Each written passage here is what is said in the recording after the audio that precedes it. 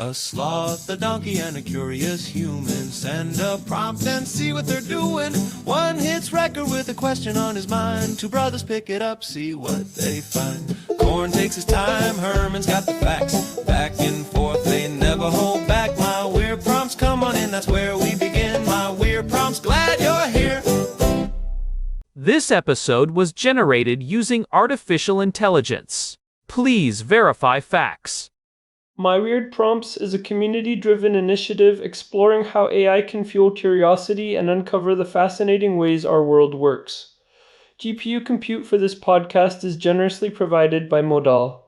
Learn more at modal.com. You ever have that moment where someone is just breathing a little too loudly or maybe clicking a pen across the room, and you feel this sudden, irrational surge of white-hot rage? It is not just that it is annoying. It feels like a physical assault on your nervous system. You can feel your jaw clench, your shoulders hike up to your ears, and this desperate, overwhelming need to either make the sound stop or sprint out of the room as fast as humanly possible. Today's prompt from Daniel is about that exact phenomenon, misophonia, and honestly, it is one of those topics that sounds like a minor quirk until you realize the sheer neurological weight behind it. We are moving into a space where we finally have the data to prove this isn't just a personality flaw or a short temper. It is a profound subject, Corn. I am Herman Poppleberry, and I have been diving into the recent literature on this because, as of March 2026, the field has moved so far beyond the old idea of misophonia being a behavioral issue. We are talking about a genuine neurological condition that we now call Selective Sound Sensitivity Syndrome, or 4S for short. It is fascinating because it represents a specific, measurable breakdown in how the brain assigns meaning and emotional salience to sensory input. In the last few years, the clinical community has finally stopped asking if it exists and started mapping exactly where it lives in the brain. It is the meaning part that gets me. Because it is not about the volume, right? If a jet engine goes off, that is loud, and it might be startling, but it does not trigger that specific, localized misophonic rage. But a tiny, wet clicking sound from someone chewing gum 3 desks away can make a person want to climb out of their own skin. Why is the brain so selective about what it hates? That is the crucial distinction we have to make right at the start. Misophonia is frequently confused with hyperacusis, which is when sounds are physically painful because they are too loud. People with hyperacusis might find a vacuum cleaner or a loud restaurant physically agonizing. It is also different from phonophobia, which is a fear of sound often linked to anxiety disorders. Misophonia is about the pattern and the context. It is the brain's salience network misidentifying a neutral, repetitive sound as a direct personal threat. It is a disorder of connectivity, not a disorder of the ears.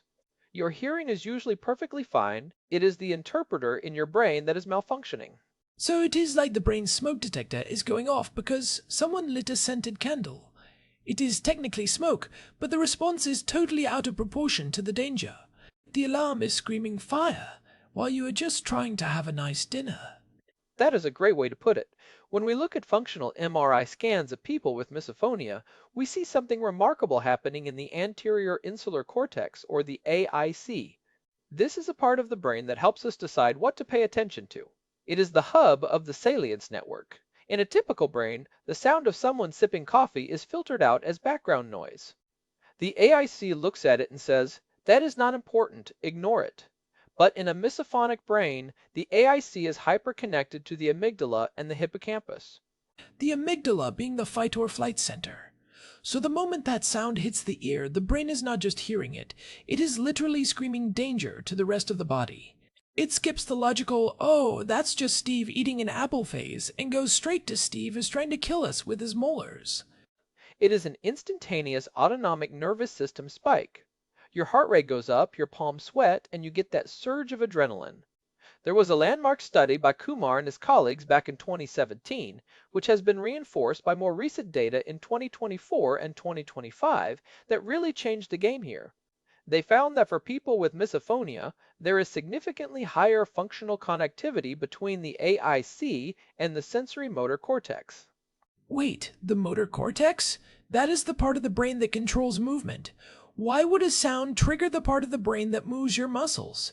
That seems like a weird detour for a sound wave to take. This leads into one of the most compelling theories in the field right now, which is the mirror neuron hypothesis. The idea is that when you hear someone chewing or tapping, your brain's mirror neurons are actually simulating that action. It is as if your brain is performing the annoying behavior itself, but it is doing so involuntarily. This creates a sense of intrusion. You are not just hearing the sound, you are feeling the action behind the sound in your own motor system, and your brain reacts with aggression to stop that perceived intrusion.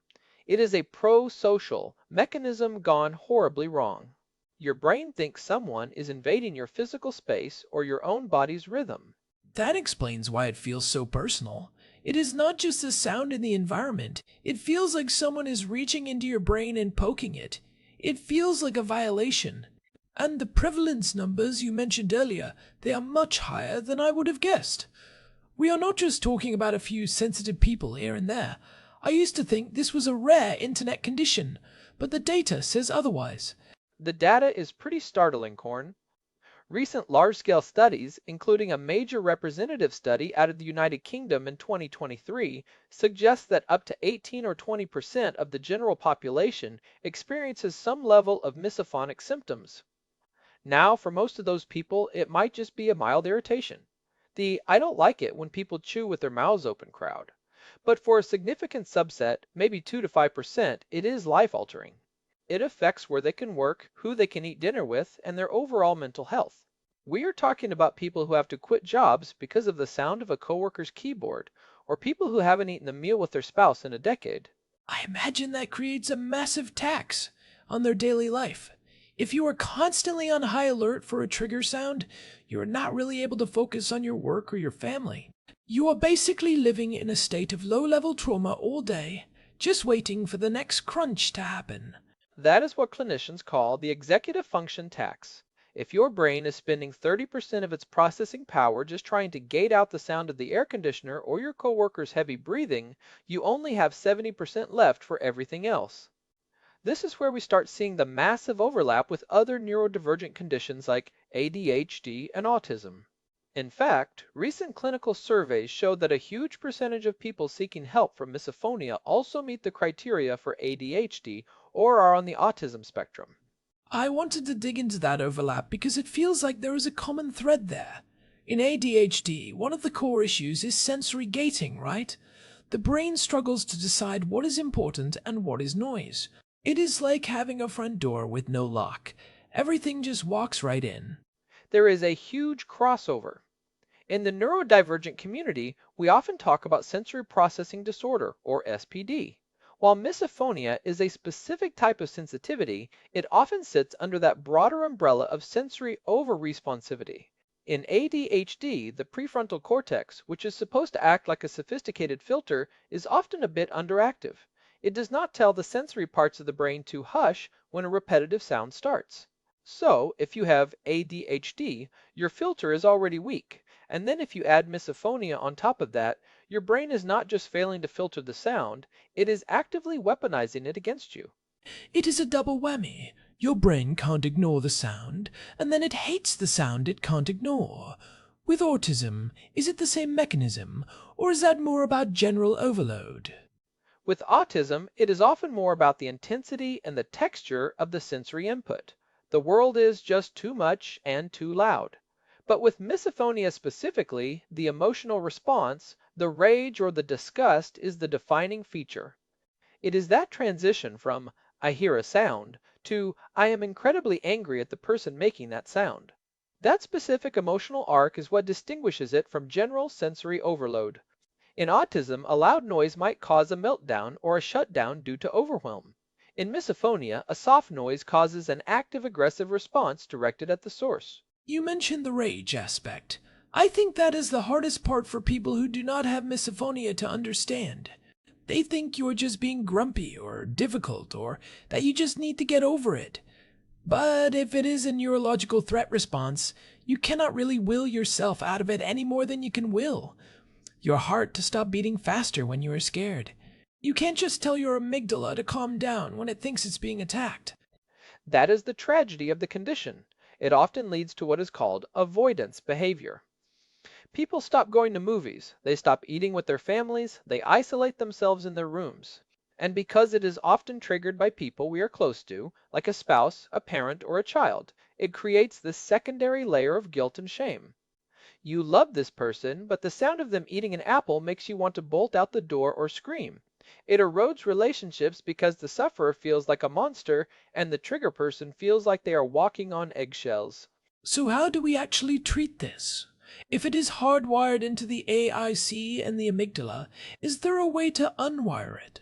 Or are we just talking about wearing earplugs for the rest of our lives and living in a soundproof bubble? We have moved past just hiding from the sounds, though management tools are still a big part of it. One of the most effective clinical approaches right now is a specialized form of cognitive behavioral therapy, or CBT, specifically adapted for misophonia. The goal isn't to make the sound go away, we can't change your ears, but to decouple the sound from the emotional threat response. You are essentially trying to retrain the brain to see the sound as neutral again. This involves counterconditioning, where you pair a trigger sound with something positive or calming in a controlled environment. That sounds like it would take a massive amount of effort. It is like trying to convince your brain that a lion is actually just a very large, harmless house cat, while the lion is standing in your living room. It is difficult work and it requires a specialized clinician. Another approach is tinnitus retraining therapy, or TRT, which has been adapted for misophonia. This involves using sound generators, like small devices that look like hearing aids, which emit a constant low-level white or pink noise. The idea is to raise the floor of the background noise so the peaks of the trigger sounds aren't as sharp. If you are in a silent room and someone clicks a pen, that is a huge spike in the environment. If you have a constant wash of pink noise, that pen click is just a tiny ripple. It reduces the contrast of the trigger. It is like a shock absorber for your ears. I have seen those loop earplugs or similar acoustic filters becoming really popular lately. They seem to be marketed specifically for this kind of sensory overwhelm. Do those actually work for misophonia? Those are a great example of passive management. They reduce the decibel level of high-frequency trigger sounds without blocking out conversation entirely. For many people, that is enough to lower the tax I mentioned earlier. It takes the edge off. But for more severe cases, some doctors are looking at pharmacological interventions to help manage the physiological spike. Like SSRIs or anti-anxiety meds? Usually SSRIs or sometimes beta blockers. The meds do not stop the misophonia itself. There is no anti-misophonia pill yet, but they lower the overall baseline of the autonomic nervous system. If you are less on edge generally, the trigger sound is less likely to push you over the cliff into a full-blown rage response. It gives the prefrontal cortex a fighting chance to step in and say, hey, it is just a pen, we are okay. It widens your window of tolerance. It seems like we are living in a world that is increasingly hostile to people with these sensitivities. Everything is open concept now. Open concept offices, open concept homes, hardwood floors instead of carpets. There is no escape from the sound of other people existing. We've built a world that is a misophonic's nightmare. It is a disaster for sensory hygiene. We have prioritized collaboration and aesthetic over the actual neurological needs of the people in these spaces. If you are a manager and you have a team of 10 people, statistically, 2 of them probably have some level of misophonia. Putting them in a room where they can hear every keyboard click, every whispered conversation, and every snack being eaten is a recipe for burnout and high turnover. We are starting to see a push for sensory-friendly office design, which includes sound-absorbing materials and designated quiet zones, but we have a long way to go. So what does good sensory hygiene look like? If I'm a listener and I'm realizing, oh, this is why I hate the sound of my husband's breathing, what are the actual steps to take? How do you fix your life when the world is so loud? First, you have to validate it. Stop telling yourself you are just being mean or crazy. Acknowledge that your brain is having a legitimate, measurable physiological reaction. Then, look at your environment. Active sound masking is almost always better than total silence. Total silence makes every tiny sound stand out like a gunshot. Using a high-quality white noise machine or a fan can create a blanket that protects your brain. Also, look into pink noise, which has more energy at lower frequencies and is often more soothing to the misophonic brain than the static, heavy white noise. And what about the social side? That seems like the hardest part. How do you tell your spouse, hey, I love you, but please stop eating those chips near me, without sounding like a jerk? It is all about the we versus the it. You explain that it, the misophonia, is a neurological reflex you have, and you ask for their help in managing it. It is not, you are annoying me, it is, my brain is reacting to this sound. Can we turn on some music while we eat? Making it a collaborative effort to manage a medical reality rather than a personal grievance changes the whole dynamic. It moves the problem from between the people to something the people are tackling together. That makes a lot of sense. It takes the shame out of it. I'm also curious about the future here. If we know the AIC is the culprit, are we looking at things like neuromodulation? Like those transcranial magnetic stimulation treatments they use for depression? We are actually. As of 2026, there are early stage trials looking at TMS and even deep brain stimulation for severe sensory disorders. We are also seeing a lot of progress in top-down training through biofeedback. If you can see your heart rate spiking in real time on a screen, you can sometimes learn to use breath work to pull yourself back before the rage fully takes hold. We are also seeing the development of smart noise canceling tech that can specifically identify and null out certain frequencies associated with common triggers like chewing or clicking. It feels like we are right on the edge of a major shift in how we understand the human part of technology and architecture. Like, we spent the last 50 years making things faster and louder, and maybe the next 50 will be about making them quieter for our brains. We're finally recognizing that our environments need to be compatible with our biology. I hope so. We are finally starting to realize that cognitive health includes sensory health.